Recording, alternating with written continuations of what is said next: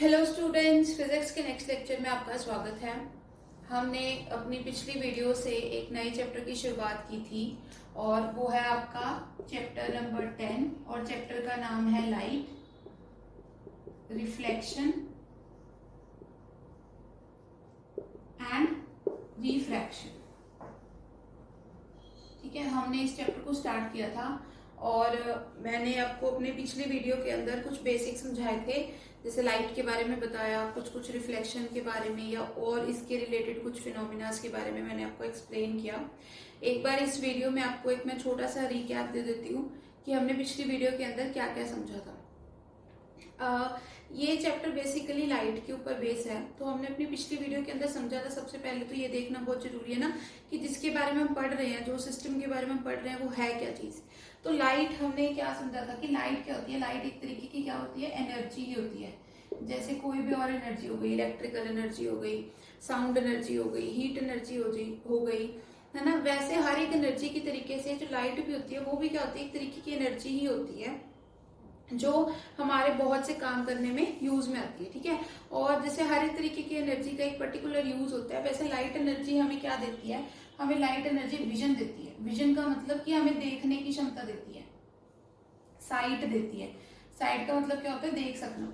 ठीक है, तो लाइट एनर्जी हमें क्या देती है, लाइट एनर्जी हमें देखने की क्षमता देती है। जब भी आपके आसपास लाइट होगी, मतलब मान लो जैसे हमने किया था कि दिन के टाइम में जैसे अगर आपके आसपास क्या होगी, अगर लाइट होगी तो वो लाइट क्या है, जगह जगह हर एक ऑब्जेक्ट से रिफ्लेक्ट होकर आपकी आईज में फॉल करेगी। और जैसे ही वो लाइट आपकी आईज में फॉल करेगी आप उस मटेरियल को देख पाओगे।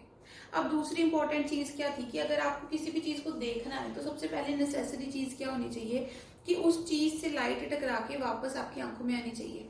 अगर किसी भी चीज से लाइट टकराकर वापस आपकी आंखों में आई तो आप उस चीज को देख सकोगे। जैसे हमने इसका एग्जांपल लिया था कि आप मान लो टॉर्च आप लेके चल रहे हो, अंधेरे रूम में आप टॉर्च लेके चल रहे हो, तो जिस डायरेक्शन में टॉर्च की रोशनी जा रही है आप उसी डायरेक्शन के ऑब्जेक्ट्स को देख सकोगे, क्योंकि उसी ऑब्जेक्ट पर लाइट फॉल करके क्या है, वापस आपके पास आ रही होगी। बट अगर मान लो आप टॉर्च की, जिस साइड टॉर्च की रोशनी जा रही है उसके ऑपोजिट साइड अगर आप किसी चीज को देखोगे वहां तक अभी लाइट नहीं पहुंच रही होगी। ठीक है, या अगर थोड़ी बहुत अगर पहुंच भी रही होगी, थोड़ा बहुत अगर जैसे मान लो 2-3% अगर पहुंच भी रही होगी तो उसके कारण भी आपको इतना अच्छा विजन नहीं आएगा, आपका विजन थोड़ा सा ब्लरी रहेगा।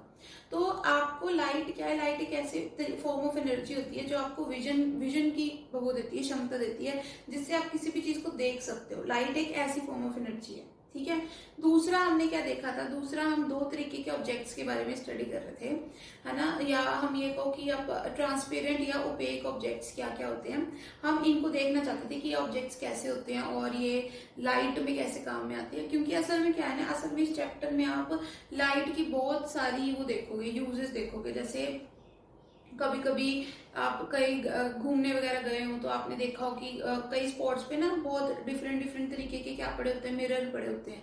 ठीक है, तो वो मिरर में कोई मिरर ऐसा होता है जिसमें आप मोटे दिख रहे होते हो, किसी में छोटे, किसी में लंबे, है ना। किसी में आपकी नाक लंबी हो रही होती है, किसी में आपका आपका जैसे मुंह फूल गया होता है और बॉडी पतली हो गई होती है, तो वैसे वो फनी मिरर्स बोल देते हैं ना जैसे उन्हें। तो वो सब क्या है, वो लाइट की एक प्रॉपर्टीज होती है ना, जो मतलब मिरर के थ्रू क्रिएट की जा सकती होती है। एक तो वो प्रॉपर्टीज हो गई। बाकी एक लाइट की प्रॉपर्टी तो वो आपको दिख ही रही है, आप इसकी हेल्प से देख सकते हो। दूसरा लाइट की और प्रॉपर्टीज क्या होगी, जैसे आपको तारे जगमगाते हुए नजर आते हैं, आपको रेनबो नजर आता है। ठीक है, जब भी आपको बारिश पड़ती है रेनबो नजर आता है ना। स्काई आपको ब्लू ही क्यों नजर आती है, और जब सनसेट हो रहा होता है तो वो रेड ऑरेंज कलर की क्यों हो जाती है। ये सब जो भी आपकी एप्लीकेशन है ना, ये लाइट की एप्लीकेशन है। तो आपको बेसिक बेसिक सब चीजें जानकारी होनी चाहिए लाइट के बारे में। अगर आपको लाइट के बारे में बेसिक जानकारी होगी ना तो ही आप किसी को समझा पाओगे कि हाँ भाई ये ऐसे, ये चीज ऐसे क्यों हुई, ऐसे क्यों हुई, वो सब कुछ। इसलिए मैं सबसे पहले आपको ये समझा रही थी कि ट्रांसपेरेंट और ओपेक सब्जेक्ट्स क्या होते हैं। अब ट्रांसपेरेंट और ओपेक सब्जेक्ट को ऑब्जेक्ट्स को समझने के लिए हमने लाइट के 3 फिनोमेना के बारे में पढ़ा था। वो लाइट के 3 फिनोमेना क्या थे कि लाइट किसी भी ऑब्जेक्ट पर अगर फॉल करती है तो वो 3 काम कर सकती है। एक तो हो सकता है उसका ट्रांसमिशन, ठीक है, एक हो सकती है उसकी रिफ्लेक्शन, और एक हो सकती है एब्जॉर्प्शन। ठीक है, लाइट ये तीनों काम कर सकती है। जब भी वो किसी ऑब्जेक्ट, जैसे इस चीज को एक्सप्लेन करने के लिए हमने क्या लिया था, एक पेपर लिया था ना, पेपर को आप धूप में लेके खड़े हुए थे। ठीक है, तो मैं एक बार रिपीट कर देती हूँ। जैसे ट्रांसमिशन होता है लाइट का किसी ऑब्जेक्ट पे फॉल करना और उसके बीच में से पास कर जाना, इसको तो हम बोलते हैं ट्रांसमिशन। रिफ्लेक्शन क्या होता है, लाइट किसी ऑब्जेक्ट पर फॉल की और रिफ्लेक्ट होकर वापस चली गई, मतलब बाउंस बैक हो गई, इसको क्या बोलते हैं, रिफ्लेक्शन। एब्जॉर्प्शन का मतलब क्या होता है, लाइट किसी भी ऑब्जेक्ट पर फॉल की और यहीं पर रह गई, इसको क्या बोलते हैं हम, इसको हम बोलते हैं एब्जॉर्प्शन। लाइट से ये 3 तरीके के फिनोमिनास हो सकते हैं, ठीक है, ट्रांसमिशन भी हो सकती है, रिफ्लेक्शन भी हो सकती है और एब्जॉर्प्शन भी हो सकती है। और ये नहीं है कि एक ऑब्जेक्ट में एक ही तरीके की चीज होगी, एक ऑब्जेक्ट में तीनों तरीके की चीजें हो सकती हैं, थोड़े थोड़े परसेंटेज में, ठीक है। हो सकता है कोई ऑब्जेक्ट ऐसा हो जो ज्यादा ट्रांसमिट करे, हो सकता है कोई ऐसा हो जो ज्यादा रिफ्लेक्ट करे, हो सकता है कोई ऐसा हो जो ज्यादा एब्जॉर्ब कर रहा हो, ठीक है। हर एक चीज के जो मायने हैं या मेजर्स हैं वो बदलते चले जाते हैं, ठीक है। जैसे हमने पेपर का एग्जाम्पल लिया था, पेपर को हमने धूप में रखा, तो अब एक अगर आपने पतला सा पेपर लिया है तो आपको एक तो पेपर नजर आ रहा है, खुद पेपर नजर आ रहा है, तो वो किसके कारण आ रहा है, वो रिफ्लेक्शन के कारण नजर आ रहा है। अब पेपर आपने पतला लिया और सूरज की रोशनी उस पर पड़ रही है तो आपको थोड़ा बहुत ना उसके आर पार भी नजर आ रहा है। आप पेपर को अपनी आईज के जब क्लोज लेके आ रहे हो तो आपको पेपर से आर पार भी कुछ कुछ चीजें नजर आ रही हैं, जैसे मान लो कोई इंसान मूव करता हो या और है, ठीक है। और फर्दर आपने क्या देखा कि जब आप पेपर को 10-15 मिनट के लिए वहां पे रख दे रहे हो ना तो पेपर थोड़ा गर्म भी हो रहा है, इसलिए इसका मतलब क्या है कि पेपर कुछ कुछ लाइट एनर्जी को अपने अंदर अब्सॉर्ब भी कर रहा है। अब्सॉर्ब करने से मेरा मतलब क्या होगा कि उसके अंदर वो लाइट एनर्जी जा रही है और वो लाइट एनर्जी उसको क्या कर रही है, उसके अंदर जाके हीट एनर्जी में कन्वर्ट हो रही है, उसको हीट अप करती चली जा रही है। वो क्या होती है, लाइट एनर्जी का कन्वर्ट होना हीट एनर्जी में, या सिंपली अब्जॉर्प्शन प्रोसेस, ठीक है। अब उसमें क्या है, उसमें हम 70% तो ये कहें कि रिफ्लेक्शन हो रही है, ठीक है, हम ये कहें 20% अब्जॉर्प्शन हो गई और 10% क्या होगी, ट्रांसमिशन हो गई। अब जो हमने ऑब्जेक्ट्स पढ़े थे ना, वो ऑब्जेक्ट्स इसी के बेसिस पे होते हैं, ठीक है। हमने ऑब्जेक्ट्स बच्चे कौन कौन से पढ़ रहे थे, हमने एक ऑब्जेक्ट पढ़ना था ट्रांसपेरेंट और एक पढ़ना था हमने ओपेक। अब ट्रांसपेरेंट का मतलब क्या होता है, ट्रांसपेरेंट वो ऑब्जेक्ट जिसके आर पार आप देख सको, ठीक है। ट्रांसपेरेंट वो ऑब्जेक्ट जिसके आर पार आप देख सको। अब आर पार देखने के लिए कौन सा फिनोमिना है, अभी हमने पीछे फिनोमिना देखे ना, तो आर पार देखने के लिए कौन सा फिनोमिना है, ट्रांसमिशन का ना।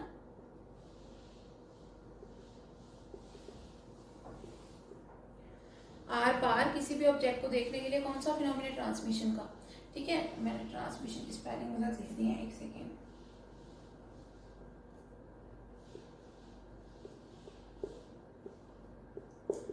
इसका मतलब बच्चे आपको ये चीज बिल्कुल क्लियर समझ में आ जानी चाहिए कि ट्रांसपेरेंट कैसे ऑब्जेक्ट होंगे, वो ऑब्जेक्ट जिसमें ट्रांसमिशन सबसे ज्यादा होती है, जिसमें ज्यादातर लाइट, जैसे मान लो 90% लाइट वो क्या है उसके अंदर से पास कर जाती है, ठीक है, उसको क्या बोलते हैं, ट्रांसपेरेंट। ओपेक कौन से ऑब्जेक्ट होते हैं, जिसके हमें आर पार न नजर आए, वो खुद ऑब्जेक्ट नजर आए, ठीक है। तो इसका मतलब इसमें रिफ्लेक्शन ज्यादा हो रही होती है, इसमें रिफ्लेक्शन ज्यादा हो रही है, ज्यादातर लाइट क्या हो रही होती है, रिफ्लेक्ट हो रही होती है, उसको हम क्या बोलते हैं, ट्रांसमिशन बोलते हैं, ठीक है। तो एक तो ट्रांसपेरेंट में क्या है, ट्रांसमिशन ज्यादा हो रही होती है, ज्यादातर लाइट उसके बाहर निकल रही होती है, और ओपेक में ज्यादातर रिफ्लेक्शन हो रही होती है, ट्रांसमिशन बहुत कम हो रही होती है, ठीक है। इसका मैं अगर आपको बेस्ट एग्जांपल समझाऊं तो इसका बेस्ट एग्जांपल होगा, एक ग्लास ले लो आप, ठीक है, एक ग्लास स्लैब ले लिया आपने मान लो। अब ये जो ग्लास स्लैब है, अब आपकी जो, जैसे मान लो अगर आप बस से ट्रैवल कर रहे हो, ट्रेन से ट्रैवल कर रहे हो, तो उसकी विंडो पे ग्लास स्लैब लगी होती है ना। अभी जो ग्लास स्लैब उस पे लगी होती है, विंडो पे लगी होती है, उसमें तो क्या होता है, उसमें तो आपको आर पार नजर आ रहा होता है, ठीक है। उसमें तो आपको क्या होता है, आर पार नजर आ रहा होता है। जैसे मान लो बस में जो ये ग्लास स्लैब लगी हुई है बच्चे, इसके तो आपको आर पार नजर आ रहा है, ये यहाँ से यहाँ तक निकलता हुआ आपको अच्छे से नजर आ रहा है, ठीक है। पर जो यही ग्लास स्लैब है, इसी को भी तो शीशा भी तो, मिरर भी तो इसका ही बनता है ना। मिरर जो आप समझते हैं जिसमें आप अपनी शक्ल देखते हो, मिरर वो भी तो इसी का बनता है, ग्लास का ही मिरर बनता है। मिरर कौन सा कोई अलग चीज का बनता है, मिरर भी तो ग्लास का ही बनता है ना। तो इसका मतलब क्या है, इसका मतलब क्या है कि अब सेम ही मटेरियल है, एक ही मटेरियल है, एक मटेरियल सबसे पहले तो कैसा काम कर रहा है, ट्रांसमिशन का, ट्रांसपेरेंट ऑब्जेक्ट जैसा काम कर रहा है। पर जब मान लो जब आप उसको एज अ मिरर आपने यूज करना है, तब उसमें वो क्या ओपेक की तरह यूज करें ना। मिरर के आपको जो शीशा लगा होता है आपके घर में, उसमें आर बार तो नजर आ रहा था ना, आपको शीशा नजर आ रहा होता है, शीशे में खुद नजर आ रहे होते हो, ठीक है। तो एक ही ऑब्जेक्ट है, ग्लास मिरर, ग्लास ही है, उसको एक जगह तो कैसे यूज कर रखा है एज अ ट्रांसपेरेंट मटेरियल, और दूसरी जगह कैसे यूज कर रखा है एज अ ओपेक मटेरियल। अब ये चीज कैसे की जाती है, ये देखो समझो।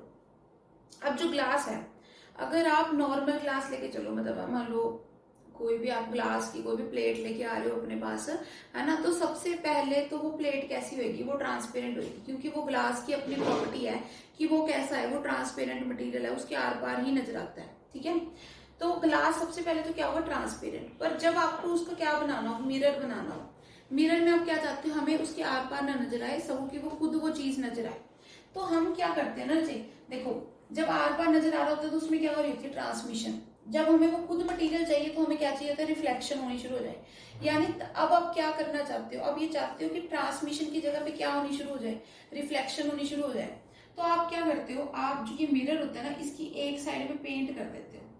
देखिए आपने अपने अपने थोड़ा बहुत ये लाइट चैप्टर अपनी पुरानी क्लास में पढ़ा होगा और आपने देखा होगा मिरर के एक साइड पे ना लाइनें से हम बना देते हैं, बनाते हैं कि नहीं बच्चे, ये आपने आप 10th क्लास का हम सिलेबस कर रहे हैं, पर ये जो लाइट का टॉपिक होता है, ये लाइट का टॉपिक हमें 9th-10th क्लास में भी आ रहा होता है ना, 9th-10th क्लास में भी थोड़ा बहुत इस टॉपिक को स्टडी करते हैं।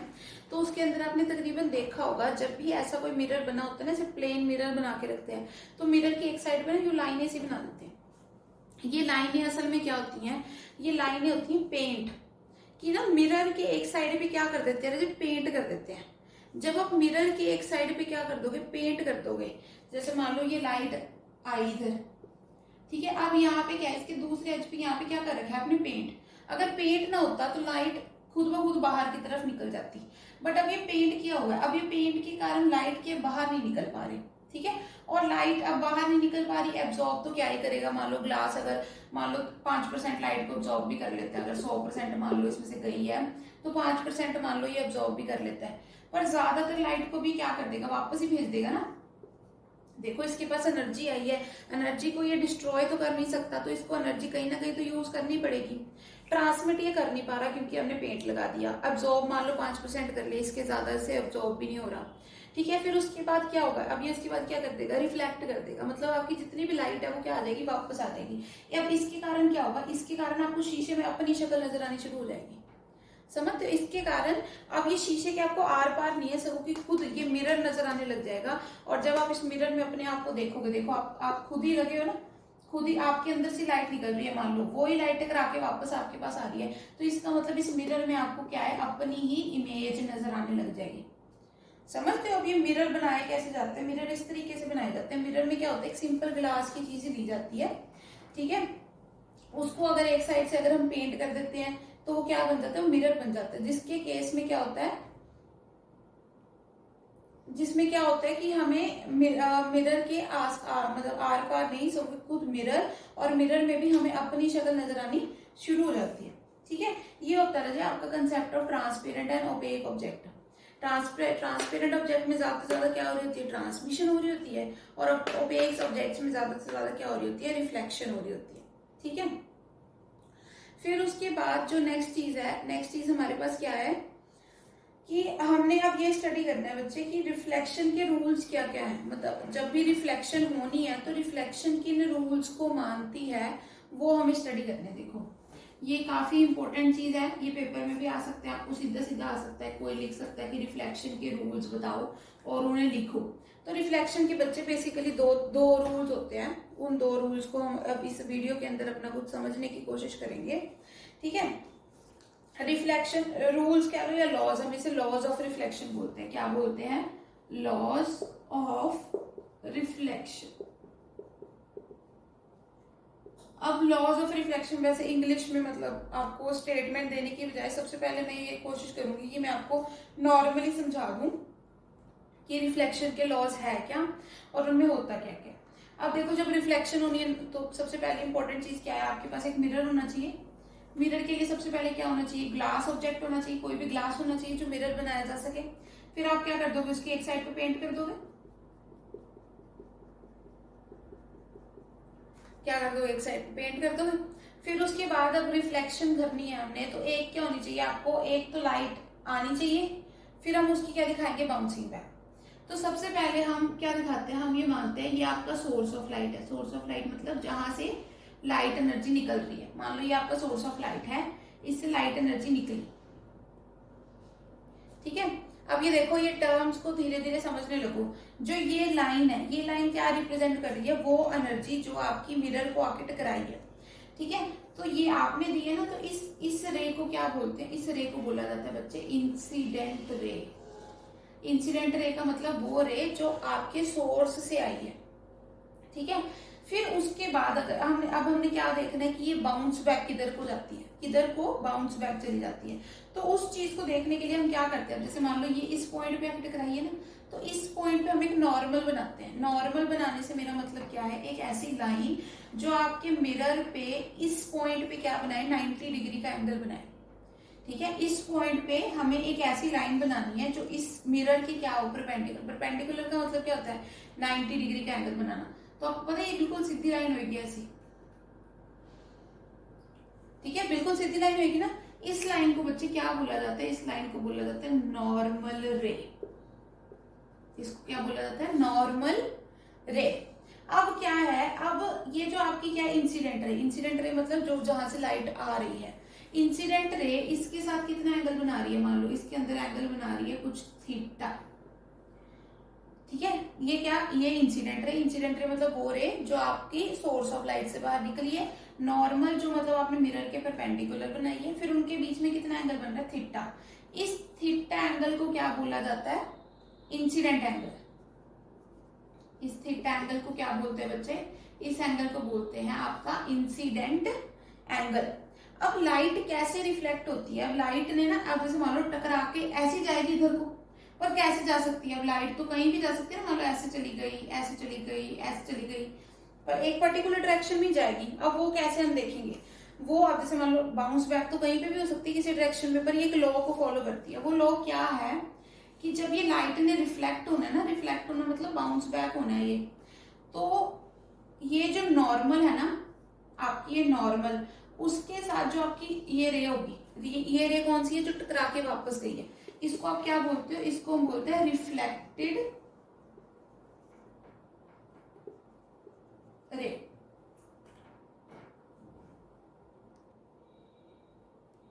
ठीक है। तो जो ये रे वापस जा रही है, जो टकराने के बाद वापस जा रही है, उस रे को हम क्या बोल रहे हैं, उस रे को बना रहे हैं रिफ्लेक्टेड रे। अब ये रे कैसी होगी, ये रे ऐसी होगी कि ये नॉर्मल के साथ जो एंगल बनाएगी ना, इस तरफ दूसरी साइड नॉर्मल के, जैसे नॉर्मल के जो लेफ्ट हैंड साइड है, लेफ्ट हैंड साइड तो कौन सी रे आ रही है, इंसिडेंट। जो रिफ्लेक्टेड होगी वो नॉर्मल की किधर होगी, राइट हैंड साइड पे, ठीक है। तो ये नॉर्मल के साथ इधर राइट एंगल पे कितना एंगल बनाएगी, ये थीटा एंगल ही बनाएगी। मतलब अगर मान लो यहाँ पे ये एंगल क्या है, 30 डिग्री है ना, तो इधर भी ये एंगल क्या बनेगा, ये 30 डिग्री ही बनेगा। अब इसको अगर मान लो तुम थीटा आई लिख देते हो, थीटा आई का मतलब क्या लिखा मैंने, इंसिडेंट एंगल, और इसको अगर तुम थीटा आर लिख देते हो, थीटा आर, तो ये थीटा आर क्या होता है बच्चे, ये थीटा आर होता है तुम्हारा रिफ्लेक्टेड एंगल। क्या होता है तुम्हारा, रिफ्लेक्टेड एंगल। भी रिफ्लेक्शन होने के बाद तुम्हारा कितना एंगल बना, ये क्या होता है तुम्हारा रिफ्लेक्टेड एंगल। तो इस डायग्राम से तुम्हें क्या पता लगा, इस डायग्राम से तुम्हें ये पता लगा कि जो रिफ्लेक्टेड रे होती है वो नॉर्मल के साथ उतना एंगल ही बनाएगी जितना इंसिडेंट रे ने बनाया, ठीक है। इसका मतलब जो इंसिडेंट एंगल होता है वो किसके बराबर होता है, हमेशा रिफ्लेक्टेड एंगल के होता है। यही तुम्हारा मतलब जो तो तुम्हारे लॉज ऑफ रिफ्लेक्शन जो कहे ना, जो हमारा टॉपिक है लॉज ऑफ रिफ्लेक्शन का, जो सबसे पहला नियम है वो यही है कि तुम्हारा इंसिडेंट एंगल किसके बराबर होना चाहिए, तुम्हारे रिफ्लेक्टेड एंगल के बराबर होना चाहिए, ठीक है। तो आज हम इतना टॉपिक करेंगे। मैं एक बार आपको रिकैप दे देती हूँ लॉज ऑफ रिफ्लेक्शन में कि इस डायग्राम में हमने क्या क्या पढ़ा है। इस डायग्राम में हमने सबसे पहले क्या लिया है, एक तो लिया हमने ग्लास स्लैब, ठीक है, ग्लास स्लैब ली, उसको हमने मिरर बनाना था क्योंकि हमने क्या स्टडी करनी है, रिफ्लेक्शन। तो हमने क्या कर दिया, एक साइड से उसको पेंट कर दिया। फिर उसके बाद हमने एक सोर्स ऑफ लाइट लिया जिससे क्या आ रही है, लाइट एनर्जी आ रही है। अब उससे क्या है, लाइट एनर्जी आई, उसने यहाँ पे टकराई इस पॉइंट पे, ठीक है। और मान लो इस पॉइंट पे हम सबसे पहले क्या बना लेते हैं, जिस पॉइंट पे टकराई उस पॉइंट पे हम क्या बना लेते हैं, एक नॉर्मल बना लेते हैं। नॉर्मल मतलब एक ऐसी लाइन जो मिरर के साथ क्या बनाए, एंगल 90 डिग्री का एंगल बनाए। तो वो अब ये नॉर्मल लाइन इंसिडेंट के साथ कितना एंगल बना रही है, मान लो थीटा आई, इस एंगल को क्या बोलते हैं, इंसिडेंट एंगल। ये रे को इंसिडेंट रे, इस रे को नॉर्मल रे। अब जो आपकी बाउंस बैक करके जो लाइट जानी चाहिए, जो रिफ्लेक्टेड लाइट होनी चाहिए, वो नॉर्मल की राइट हैंड साइड पे बनेगी। इस रे को क्या बोलते हैं, रिफ्लेक्टेड रे। ये नॉर्मल के साथ कितना एंगल बनाती है, ये नॉर्मल के साथ एंगल बनाती है थीटा आर। उस थीटा आर को हम क्या बोलते हैं, रिफ्लेक्टेड एंगल। अब जो इम्पोर्टेंट चीज है वो क्या है कि थीटा आई और थीटा आर रिफ्लेक्शन में क्या होता है, बराबर होते हैं। ये जो लाइट है ना इसी एंगल पे बाउंस बैक करेगी, ये नहीं कई मर्जी नहीं जा सकती है। ये theta theta i is equal to theta r angle पे ही जाएगी। ये आपका लॉज ऑफ रिफ्लेक्शन का पहला आपका लॉ है। हम अपने बाकी लॉज भी करेंगे, एक और लॉ होता है और इसको भी इंटरप्रेट करना देखेंगे कि इसको कैसे लिखा जाए। तो आज की वीडियो में इतना ही, बाकी हम नेक्स्ट वीडियो में करेंगे।